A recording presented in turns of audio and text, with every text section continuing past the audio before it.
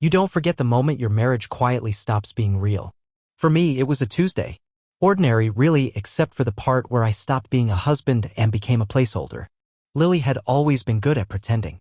She could smile through a migraine, charm her way through work events we both hated, and tell white lies like they were breathing.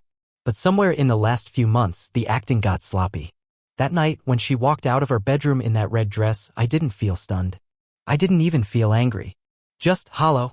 Like the answer I'd been too scared to ask for had finally arrived, dressed to K*LL and smelling like guilt masked in expensive perfume. The red dress. Not just a dress, the dress. The one she wore to our engagement dinner. The one from our first anniversary when we'd eaten on that rooftop patio and she cried over creme brulee because life felt too perfect. She'd only worn it on nights that meant something. And now she was wearing it for someone else. "I've got dinner with a colleague," she said, casual as brushing lint from her sleeve. She adjusted her earring without looking at me, her reflection in the hallway mirror doing all the eye contact for her. Last minute, team's behind on a project. We're just going to grab a bite and talk strategy. No name. No invite. No apology. Just a statement, tossed like a bone, expecting no questions. But I didn't need to ask. I already knew. Earlier that afternoon, my phone buzzed while I was at my desk. Unknown number. I almost let it ring out, but instinct told me to pick up. A soft-voiced woman on the other end said, "Hi, this is Alana from Verdana Bistro. Just confirming a reservation for tonight at 7:30 under Lily Brown. For two." I froze. My heartbeat slowed and sped up at the same time. "Sorry," I said, buying myself seconds. "Can you remind me what name it's under?" "Lily Brown. For two people. The note says anniversary seating if possible." "Oh, and she accidentally listed your number as the contact. Should I change it?" I don't know how I kept my voice steady. "No, that's fine. Thanks for confirming. Anniversary seating. That's what cut the deepest. Not just that she was meeting someone else, but that she was recycling the things that had once made us feel like more than the sum of our routines. The name listed beside hers was Adam. Not someone I recognized, not immediately. But I didn't need a full profile. The picture was already painted. This wasn't dinner. This was a play, and she was already dressed for Act 2. So when she stepped out looking like a magazine cover and speaking like we hadn't shared a decade of memories, I stayed quiet. I watched her move through the house with the detachment of a man watching a dream he's already woken up from. I think she expected me to object, to get suspicious, maybe even to fight. But instead, I just looked at her for a long moment. Not with love, not with hatred, just with the silent awareness that we were no longer on the same page and hadn't been for a while. She caught my stare and frowned slightly. That's when she launched her diversion. "What?" she said, already defensive. "You're doing that thing again." "That, look?" I didn't respond. She took a step closer, like proximity would win the argument. "You can't keep doing this, Daniel. Acting like every time I leave the house I'm up to something. It's exhausting. You know that, right? You're exhausting." Still, I didn't bite. "I shouldn't have to justify grabbing dinner with someone I work with," she continued, voice rising. "In a healthy marriage, partners don't suffocate each other. They don't monitor every move or look for reasons to start a fight." It was a clever flip, turning my silence into the issue, framing herself as the one being wronged. Gaslighting 101. I nodded once. "You're right." She blinked. She hadn't expected that. Then, almost carefully, she adjusted her purse strap and turned toward the door. "I'll be back late. Don't wait up." "I won't," I said simply. She paused just for a second. Like she realized, maybe too late, that I wasn't buying the lie this time. But she left anyway. The second the door clicked shut, the weight of everything sank onto my shoulders like wet cement. I didn't move. Didn't speak. Just stood there, surrounded by the afterimage of her perfume and the echo of a marriage cracking in silence. I used to be terrified of this moment, the moment I'd know for sure. But weirdly, when it came, I felt calm. The uncertainty was worse. The months of guessing, rationalizing, rewriting details in my head to make her behavior fit the story I wanted to believe. But now the story was clear. The phone always going into the bathroom. The late meetings that couldn't be tracked. The odd bank transactions. Her sudden, almost aggressive need for space. The fights she'd start out of nowhere only to disappear for hours and return smelling like a stranger. And now dinner with Adam. A colleague. A mistake. A name she hadn't said aloud. But a name now etched in my memory. I stood there for a long while, staring at the door she'd walked through like it was some kind of portal. Like she'd stepped into a new world and left me behind in this one. I could have chased her. Followed. Called the restaurant and demanded details. Maybe even shown up just to see the lie unfold in person. But I didn't. Because I already knew. And knowing was enough. What hurt more than anything wasn't the betrayal itself, it was the realization that she didn't even care enough to lie well anymore. That our history, our life together, had become such an afterthought that she didn't bother covering her tracks. That night, I didn't turn on the TV or pour myself a drink. I sat in silence, surrounded by memories that suddenly felt tainted. The photo of us in Maui on the mantel. The pair of wine glasses from our engagement night. The dent in the wall from where we tried to hang shelves together and failed but laughed for 20 minutes straight. All of it still there. Still real. But somehow distant. Eventually, I got up and locked the door behind her. Not out of habit, but as a gesture. She had left. And I was the only one still home. After she left, the silence was louder than usual. Not just the absence of sound, but the kind of silence that made your thoughts echo. I sat in the living room, still in the same position I'd been when she walked out the door, staring at the pattern in the wood grain of our coffee table like it might give me some kind of clue. Like maybe it had been trying to tell me something all along. She was out there right now, sitting across from a man whose name I shouldn't know, in a restaurant I'd only been to once years ago. I remembered that night. I remembered how excited Lily had been, how she'd put on that red dress for me.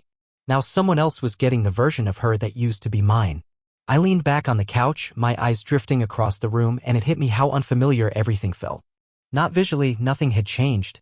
Same framed pictures, same throw blanket on the armrest, same books she'd never read on the shelf to make the room look lived in. But the familiarity was hollow, like I was in a museum version of our life. And suddenly, everything made sense. Not all at once. More like a slow, dawning awareness. A series of puzzle pieces clicking into place after months of pretending they didn't fit. Like how she started bringing her phone into the bathroom. Always screen down. Always locked. I used to think maybe she's just responding to work stuff, maybe it's just a privacy thing. But the truth is, when someone starts hiding things they never used to hide, it's not random. It's curated. Or the way she began dressing up more for coffee runs than she did for dinner with me. Bright lipstick to run errands. A new perfume she got a deal on but never wore around the house. Once, I found a tiny gold bracelet in her coat pocket. When I asked about it, she said it was a gift from a client. There was no card. No box. Just loose jewelry in a pocket like it had been hastily stashed. Then there was the tie. A sleek, designer one. Not mine. I had caught her folding laundry in the hallway, slipping it into her gym bag.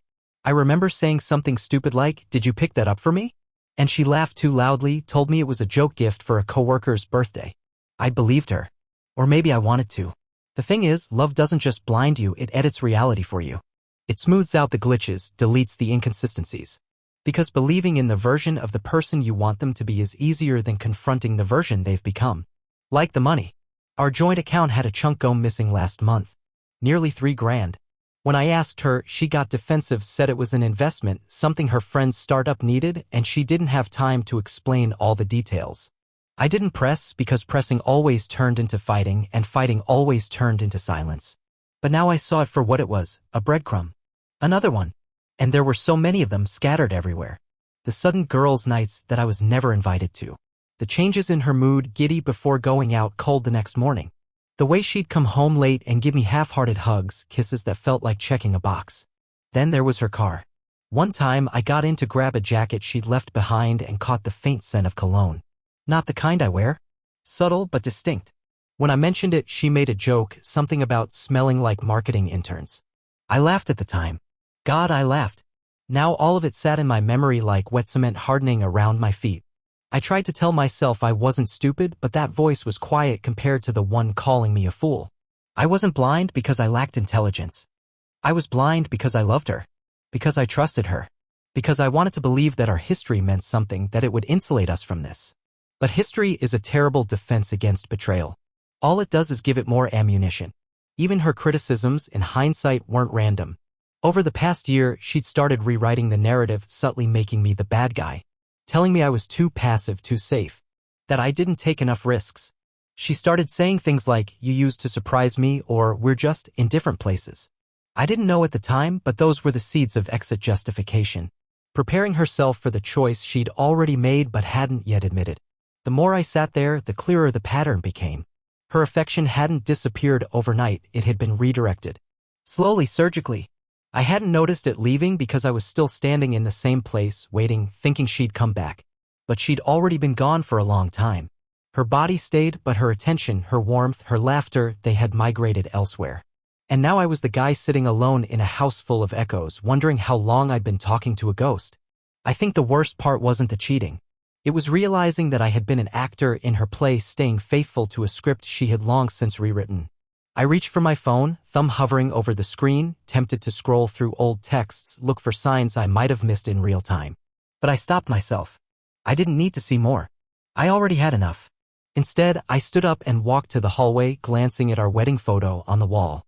We were laughing in it, one of those unplanned moments where the photographer caught us mid-joke, unaware. I remember how much I loved that picture. It used to be the screensaver on her phone.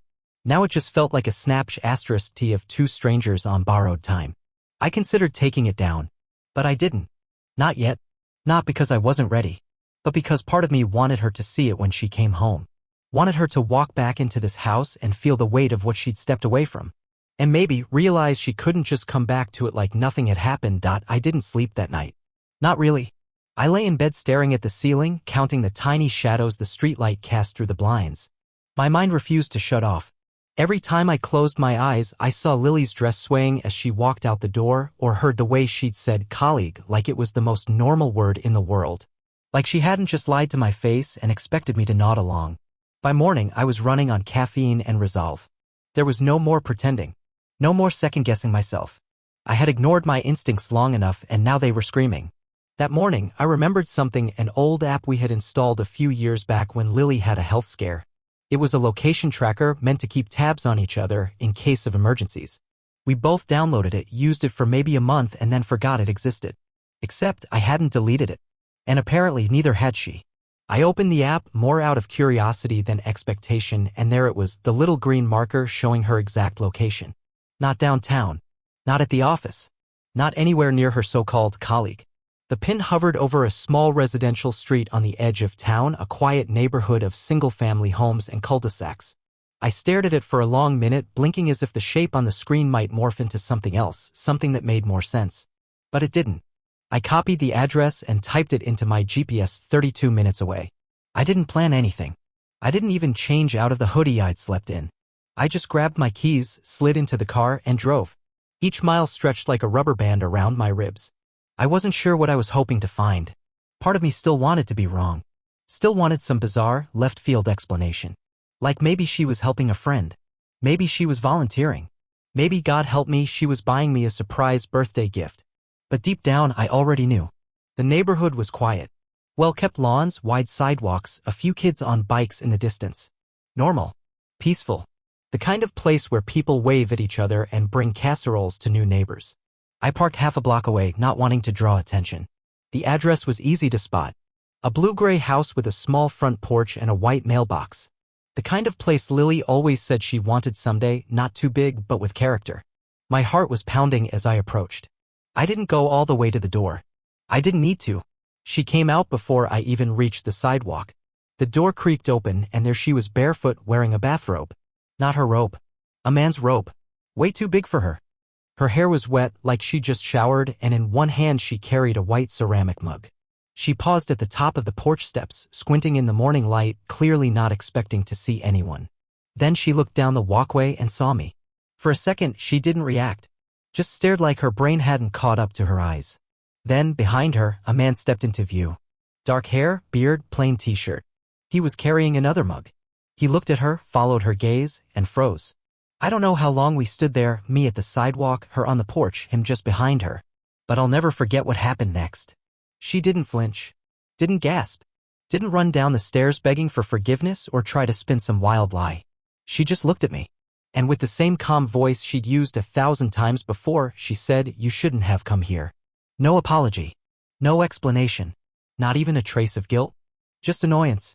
Like I had inconvenienced her. I didn't say anything. I couldn't. My throat felt tight, like I'd swallowed glass. I turned around, walked back to my car, and drove home in silence. When I got back, I went into the bedroom, pulled her suitcase out from under the bed, and started packing. Not everything. Just enough. Just enough to send a message. Her favorite heels. That silk scarf she never wore but always insisted was too elegant to throw out. The jewelry box I'd gotten her for our 3rd anniversary. Clothes, books, random toiletries. The act of gathering her things felt surreal, like I was packing for someone who had died. I left the suitcase by the front door. And then I waited. Hours passed. The light in the house shifted. Afternoon gave way to dusk. I didn't eat. I didn't turn on the TV. I just sat at the dining table, staring at the door like it owed me something. It was close to 8 o'clock when she finally came home. No bathrobe this time. She was dressed, same jeans and cardigan she'd left the house in the day before. Like she thought that wearing something familiar would disguise the unfamiliar things I now knew about her. She opened the door, stepped inside, and immediately saw the suitcase. Her eyes flicked from it to me. "You went through my stuff?" she asked, not even a hello. I stood. Calm. Measured. "No. I packed your things. You're not staying here tonight." Her expression didn't change. No surprise. No fear. Just resignation. Like this was a scene she had already rehearsed. "You've been tracking me?" she asked. "You were supposed to be at dinner," I replied. "With a colleague." She let out a small breath through her nose, almost a laugh. "So that's it? You're throwing everything away over a mistake?" I stared at her. "Is that what you call it?" "What do you want me to say?" she said, voice rising slightly. "That I messed up? Fine. I messed up. But don't act like you've been perfect. You've been distant for months. You barely look at me anymore. You don't ask how I'm doing." I wanted to scream. Wanted to throw something. But I didn't. I just looked at her and said, "This isn't about me." She crossed her arms. "So what? You just get to play the victim and kick me out? No conversation? No chance to fix things? You made your choice, Lily." She stared at me, jaw tight. "Life is about choices," she said finally. And clearly. "I wasn't yours." She grabbed the suitcase and walked out. She didn't cry. She didn't plead. She didn't say she loved me or that she regretted it. Just took the handle, opened the door, and left. And for the first time in a long time, I didn't chase her. I let her go. The morning after I kicked her out, I expected silence. I thought maybe I'd get a cold text, or maybe she'd ghost entirely and disappear into whatever world she'd already been building behind my back. But Lily never liked being out of control, and I'd just taken that from her. By 8 a.m., my phone was buzzing with missed calls. 5, then 9, then 12. No voicemails, just calls back to back. I let every one of them go unanswered. My eyes were open, but my body felt like stone. I stayed on the couch, blanket draped over me like armor, staring at nothing, barely blinking. The truth was, I didn't want to hear her voice. Not after the way she looked at me and said, "You shouldn't have come." She didn't sound sorry. She didn't look broken. She looked inconvenienced. Around 10 a.m. she switched tactics. A single message came through. "We need to talk. This is bigger than you think. I never meant to hurt you." I stared at it, thumb hovering over the screen, then locked my phone and set it face down on the coffee table. I wasn't ready. Maybe I'd never be. By noon, she was at the door. Not knocking. Pounding. Loud enough to make the neighbors peek through their blinds. I watched from the kitchen window as she stood there in a denim jacket and black leggings, hair pulled back in that way she did when she wanted to look composed. The suitcase was gone. She was here to plead her case or control the narrative. I didn't want to open the door. But part of me needed to hear what lie she'd come up with now. I undid the deadbolt and cracked it open just enough to look her in the eye. Her expression softened instantly, like a switch had been flipped. "Daniel," she said, voice trembling just slightly. "Can we please talk? Just 5 minutes." I didn't move.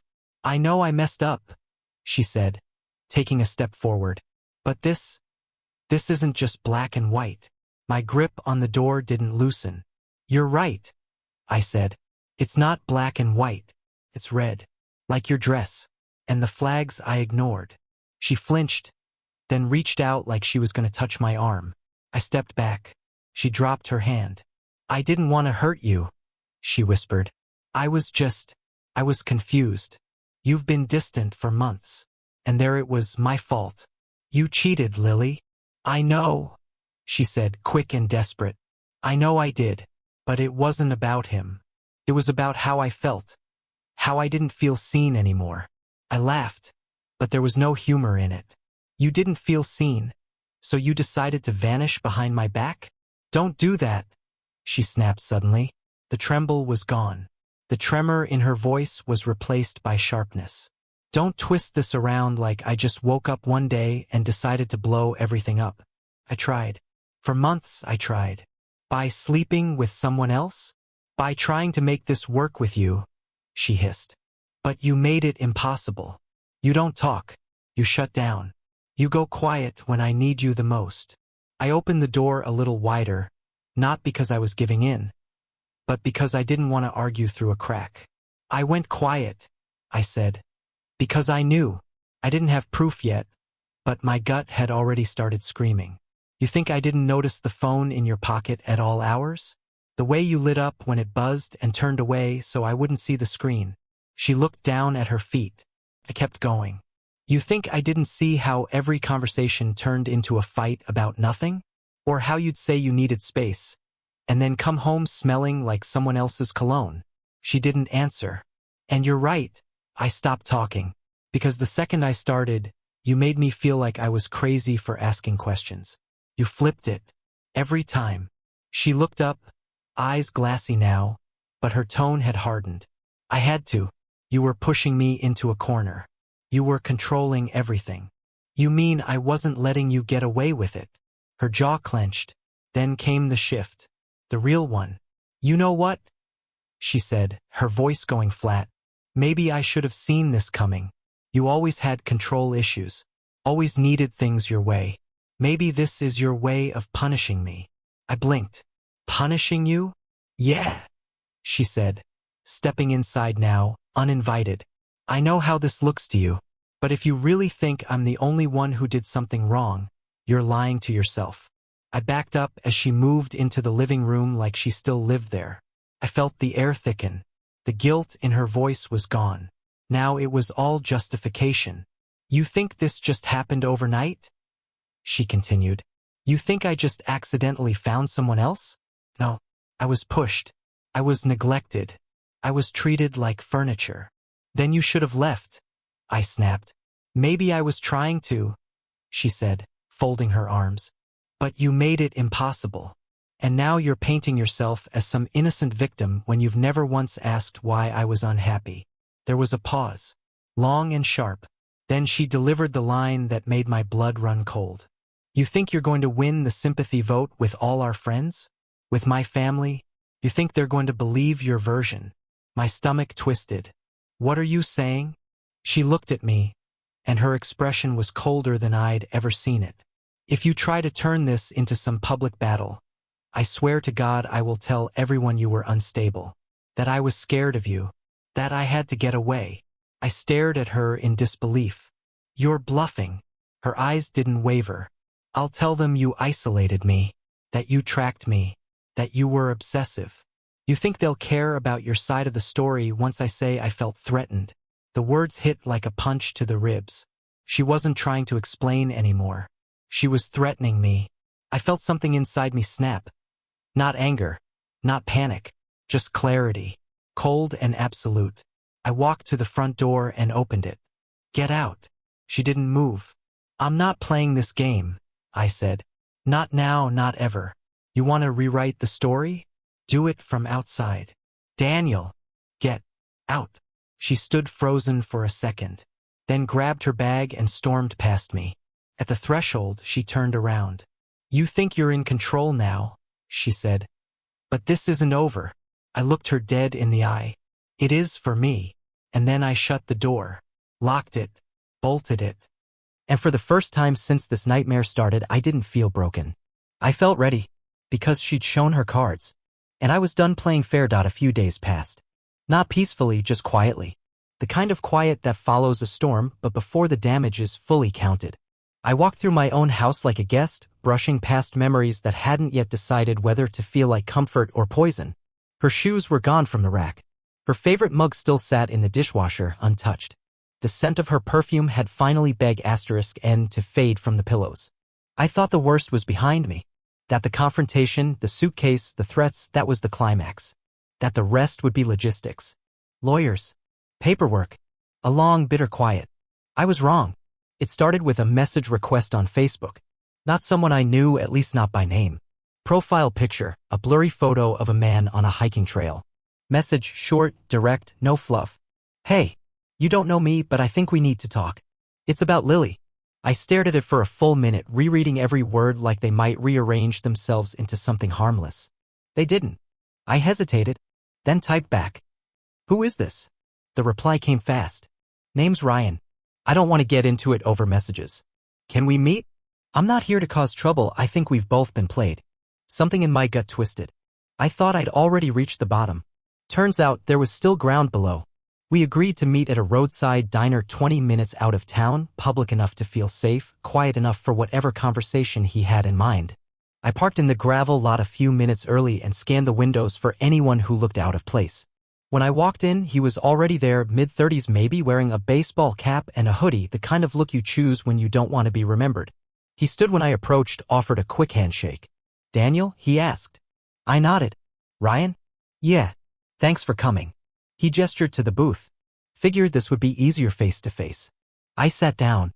The waitress came by and we ordered 2 coffees. Then Ryan folded his hands and got right to the point. "I was seeing Lily." Just like that. I blinked. "You, what?" "I didn't know about you." "Not at first," he added quickly. "She told me you were separated. Said it was complicated. That you were still living together for now, but only because of the mortgage and your job situation. I swear, man, I would never have gotten involved if I knew." My throat tightened.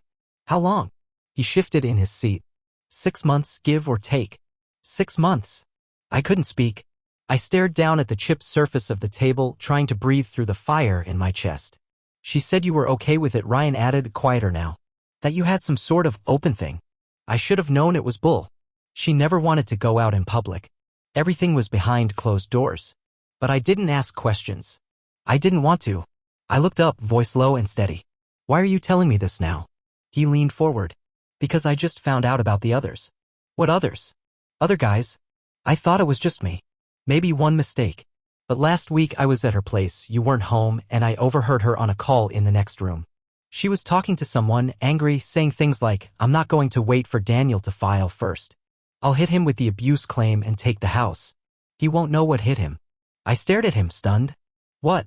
She said she already had messages saved. Stuff that could be taken out of context. Emotional manipulation. She even mentioned talking to someone about faking threats if it came to that. I don't know who she was on the phone with. But it wasn't a lawyer, it sounded personal. I felt the blood drain from my face. "She's planning something," he continued. "Something bad.